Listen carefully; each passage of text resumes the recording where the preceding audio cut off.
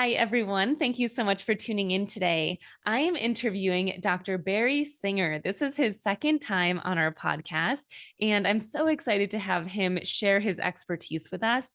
He is the director and founder of the MS Center for Innovations in Care at Missouri Baptist Medical Center.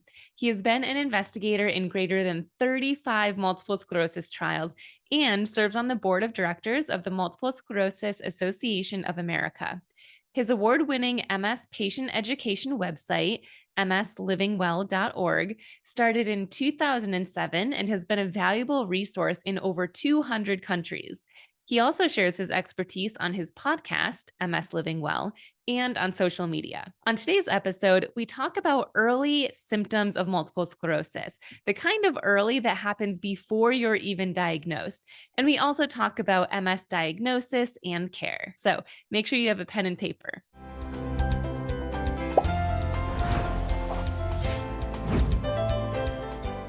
Barry, thank you so much for being here with us today. Oh, thanks, Gretchen, for the invitation. Yes, I'm excited to have you back on the podcast. I think it's always so unique and interesting to hear perspectives from MS neurologists because I feel like there's just a different approach to things, whether it be diagnosis or symptom management treatment. So I'm excited to dive into our questions. My first question for you today is about very first symptoms that someone might experience that could potentially lead to an MS diagnosis, like to be on the lookout for. Are there anything like that out there? Yeah. I mean, so most people get diagnosed usually having one of three symptoms is usually the first attack when someone finally puts it together. So one would be visual loss out of one eye. So like your vision starts to get blurred and then maybe gets worse over 2, 3 days, maybe very dark or you can't see out of it or cloudy. And then it starts to improve over a course of a couple weeks, a couple months. And we call that optic neuritis. Typically, you have pain with eye movement with that. And then, so that would be one attack, which is inflammation of the nerve from the eyeball to the brain.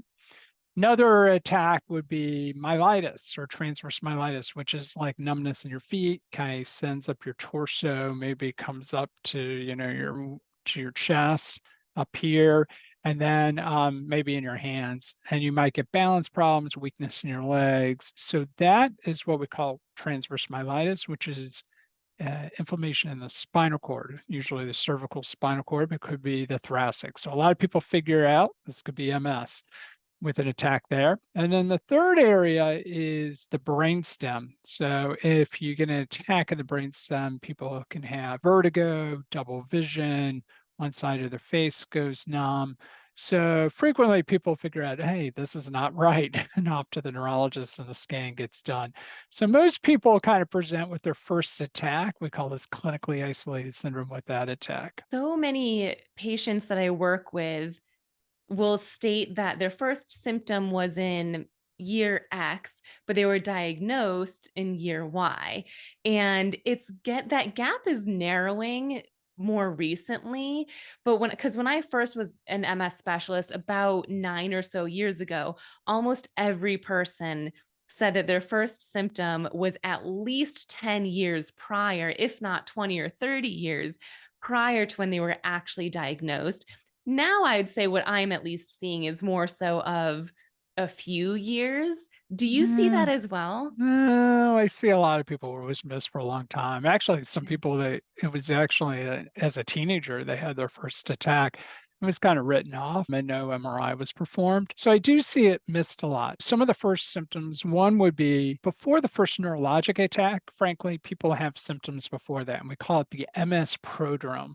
And so there's some great research. Helen Tremlett that actually was one of my guests on the podcast, and we talked a lot about it on the MS Living Well podcast. But you can look back before someone gets MS, and it turns out that a lot of people are going, there's a higher rate of going to the hospital, getting admitted, hospital, increased risk of going to a doctor, more prescription meds going out. And these are for all kinds of things. Like one would be for GI problems. So you wouldn't think of GI problems being a big MS thing, but it is actually. And a lot of people are going to dermatology visits a lot more. You're seeing an increased rate of people going to psychiatrists, either seeing a psychiatrist or getting psychiatric medications. So there can be a lot of symptoms going on before. A lot of my patients will describe fatigue for years before they get diagnosed. And so overwhelming fatigue, they've been to their doctor, they've had 10 billion thyroid tests. They've had all kinds of workup. They're not anemic. Their B12 levels are normal, and they just have overwhelming fatigue, and no one gets it. And then boom, 3 years later, they have their first attack, and it turned out it was MS. So there is a lot of this symptoms beforehand. Now, there are a few really important symptoms that I think get overlooked by primary care docs. One is electric shock sensations down your spine when you bend your neck. We call that Lermite sign after a guy named Lermite. So that can be a sign of inflammation in your cervical spinal cord, and it can definitely be missed. Some people will have it for a couple months and it'll go away, and some people it's there all the time. So it's an electric zap down your spine. And then you need an MRI of your cervical spinal cord. Another symptom is called Uthoff's phenomenon, which means when you're overheated, symptoms can come out. Like you playing basketball and then your vision in your eye gets blurred because you're overheated, or you're exercising, you're on the treadmill, and then your feet start to get tingling and numb, and then you cool down, it goes away. So those neurologic symptoms that come and go can be part of it. That's really interesting. I think most people listening to my podcast are already diagnosed with MS, but would you say that for someone who's does not have a diagnosis, that those two things in particular, the electrical zaps and then the heat intolerance, should be on their radar and they should promote that, like make sure they Yeah. advocate for that to their doctors? Yes, definitely. Especially, if people are Googling and see the early symptoms of MS, they should be on the lookout. And frankly, it's very important. If you have MS, there is a higher risk of someone in your family potentially getting it. Not a high risk, but there is a risk. Being awareness of what are the symptoms of early MS make a big difference. Could mean And being on treatment 5 years earlier than not. yeah, I was just going to say that that would lead to earlier treatment, which would Right. hopefully then, slow down that progression overall Right. too. Yeah. Yeah. I mean, we have so many highly effective medications now. Really, it's about trying to get it diagnosed as soon as possible. I mean, some of our antibody therapies, some of the drugs were like prevented 90% of the lesions on the brain. So we have new ones now that are 97% better than the old drugs that prevented 80% of the lesions. So we have very effective medications, but it's about getting in early and getting people consistently on treatment. Right. And so one question that I get a lot is how am I diagnosed with this specific MS? So relapsing, primary, secondary, aggressive. How is that diagnosed? Is that specifically based on symptom presentation or is it more than that? Yeah, it's really based on your symptoms. So, like if you had an attack, a relapse, let's say visual loss on one eye, and then you get better over 2 weeks, that's a relapse. 85% of people start out with relapsing remitting disease. So you have an attack, you get better, having another attack, get better. Maybe not fully back to normal, but a good chunk of the way, 90% better. So those are relapses. And so most people start out with this relapsing remitting pattern. So you have an attack, then you're fine, then you go on. It could be a year, it could be 2 years, and then boom, you have another attack. So that's relapsing remitting. Now, over time, that group of patients can start to slowly get worse. Back in the day when there was no treatments, 90% of people would get progressive by the time you get out to 40 years. These days, we're seeing a lot less. One large data set showed 60% of people getting progressively worse. I think even as we get into more and more highly effective drugs, we're probably going to hopefully see that go less than 50%. And the key is really getting on treatment, consistently being on treatment early on. I mean, that's what I've seen over my career of doing this for decades, is I've seen people that go on treatment early and really consistently take it, prevent that progressive phase. About 10 to 15% of people have slowly progressive disease from the beginning, and we call that primary progressive MS. So these are people that never really had a flare up, just, they maybe have some trouble walking. They walk 3 miles and their leg starts clicking on the ground because of foot drop. And then, gradually they can walk a little less and less over time, over a period of years. So that's primary progressive MS. Is there anything that someone with MS, whether if they're diagnosed currently or if they're not yet diagnosed, is there anything they could do to speed up that diagnosis process, which is so hard because, take a symptom like sensory changes, that could be a pinched nerve, it could be more muscular. There's so many reasons. Is there anything that we could do to speed that up ourselves, or do we really just have to go through all the tests?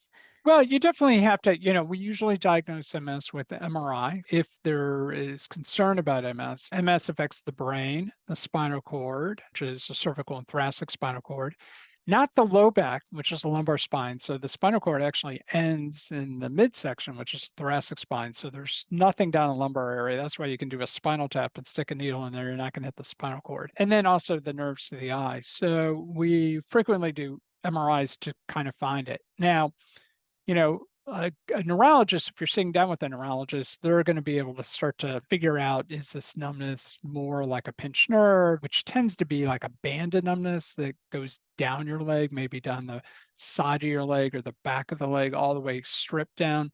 MS is more like stockings. So it's like maybe numbness around your feet. And then like if it's like pulling a sock up your leg, or even a stocking all the way up to the thighs. So it tends to go all the way around the leg or all the way around the arms. And if it's on both sides of your body, it tends to be a spinal cord problem. If it's on one side of your body, it could be spinal cord or brain. But one side of the brain controls the opposite side of the body. So it is important what gets scanned, because I've seen people where, oh, you got a pinched nerve in your back. Well, my pelvis is numb and my lower abdomen's numb. Well, that's not going to be just a pinched nerve. That's a pinched spinal cord. There's a little more to that. So I think it's really, if you got some weird symptoms going on, getting to even starting with a general neurologist to sit down and kind of work through those symptoms. And if it's looking like MS, then MRI is the way to go. So I saw research not too long ago, maybe a year or so ago, that was saying that African Americans diagnosed with MS have a tendency to have a more aggressive form. Do we know why that is? Are there clinical trials around that or any assumptions as to what's going on with that? Yeah, I mean, that's well known, well established. In fact, there's also some data in the Hispanic community as well, a higher risk for disability, but we definitely see it in the African American or Black population in the US. There definitely seems to be a couple different things going on. Clearly, one is access to care is a huge issue, and we know that there's health care inequities in our US system of healthcare. People with lower socioeconomic status, people have trouble accessing the system, maybe unfortunately unconscious biases of providers and maybe just insurance issues. And so we do see a lot of people who are not accessing the system soon enough. There may be some genetic factors. There are some genetic differences too, in terms of one gene called an HLA gene, which is a genetic immune marker, may play a role there, because we do see some genetic differences in our Black patients compared to Caucasian patients. So there may be some genetic factors, but definitely this is a big issue, and we want to be sometimes more aggressive in our treatment for our Black patients to get on top of the disease early to stop it. Now, it's a spectrum. I mean, I have a large Black population in my practice, and a lot of people do exceedingly well and have very mild disease that are Black. So, I mean, I think it's not all, straightforward, but it is important that we recognize these differences and treat appropriately. Absolutely. And that kind of leads me to a question on getting diagnosed earlier. As we've been talking about, the earlier your diagnosis, the sooner you can start treatment. So, one of the newest medications is Briumvi, and there's a huge conversation in a lot of MS communities right now around switching to Briumvi. It seems that a lot of neurologists are recommending that. And of course, everyone is different. So there's no one recommendation. But is there a reason for that? Is the research so compelling that that should be a conversation that they have with their neurologist, or is it just because it's the newest on the market? Well, we have, frankly, we got three B-cell monoclonal antibody treatments that are potential options as first-line treatment for multiple sclerosis. The B-cell treatments include ocrelizumab or Ocrevus, and then we have Kesimpta, which is injected once a month underneath the skin, and that's also known as ofatumumab. And then we have Briumvi, which is ublituximab, our latest antibody treatment. And all these drugs are highly effective. They weren't compared to each other, so we don't have any head-to-head data. We do know that Ocrevus was compared to Rebif, and Briumvi and Kesimpta were compared to teriflunomide, so one of the oral medications. So, and they were all extremely effective. If you look at like drugs like teriflunomide and Rebif, they prevent about 80% of the spots on MRI. These drugs are somewhere between 95 to 98% better on in terms of active lesions. And most of these drugs cut relapses by around 50% plus, up to 60% compared to the old drugs. So I think they all have very effective. There are, some nuances, differences between each drug. And Briumvi is infused a little faster once you get on it. It's a 1 hour infusion with optional. You don't have to observe someone for an hour afterwards once you get on it. With Ocrevus, it's a 2 hour to 3.5 hours. If you're on it for a while, you can get down to 2 hour infusions, but then you need to be observed for an hour afterwards. So, some people, it's a little faster infusion for Briumvi, which is, I see a lot of rural patients that travel a long way already to come to see me. They get their infusion the same day. And so, shortening that up is an advantage there. So, for some people, the infusion in terms of, power, though, we don't really have significant differences there. There was some breast cancer cases in the Ocrevus clinical trial, as we follow patients over time, that doesn't seem to be, a significant issue showed up, but there were differences in the trial, and it's in the prescribing information, potential risk, which wasn't as much, that wasn't a big signal that showed up in Briumvi. So the cancer signal wasn't a huge concern there. So, some subtle differences here and there, but great options. And many of our patients opt for, first line to go straight onto these infusions. Yeah, it's nice that there's so many options. Again, I haven't been an MS specialist for that long. It's just been almost 10 years, 9, somewhere around there. Yeah. But even that long ago, there were only 10, maybe 12 options at that Yeah. time. And now there's over 20 Yes. Yes. and more on the way. And not Yeah. only that, but completely different types of disease modifying therapies Yeah. with the BTK inhibitors and Yep. I've been doing a lot of anti-EBV. research on those as well. I Yeah. think that, what we try to do is try to fit the right drug for the right patient. Usually I'll bring up a couple options, 2 or 3 options that may be good for that individual patient.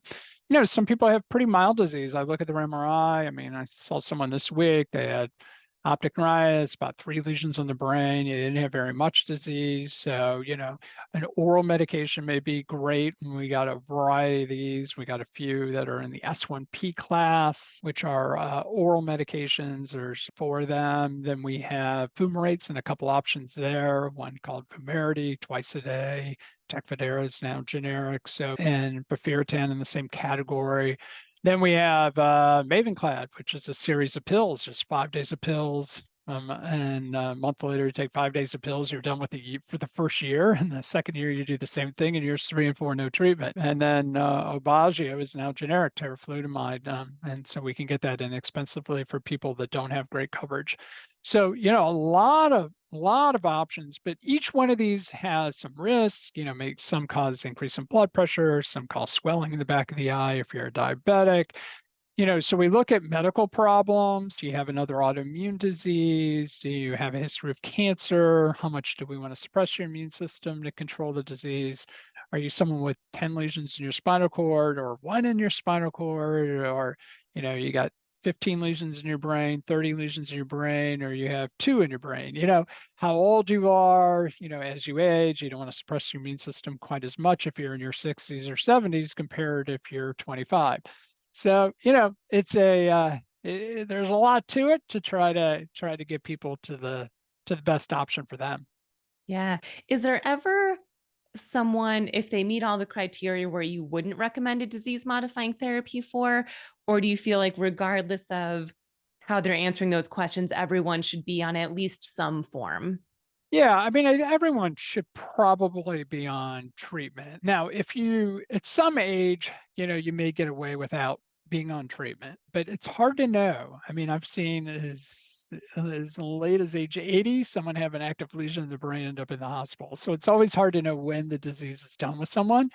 But sometimes I'll have a patient who hadn't seen a neurologist forever and they're over, 75 or older and they're fine and they're stable. Like I wouldn't necessarily start disease modifying therapy at that age. But, if you're in your 40s, 50s, 30s, 20s, you really want to be on disease modifying therapy. I think without it, I see a lot of people do fine for a while, but the tragic thing is I see people come in like 55, 65, and then they start having cognitive problems or they go into progressive MS, what we call secondary progressive MS. You're out of the relapsing phase and now you're progressively getting weaker.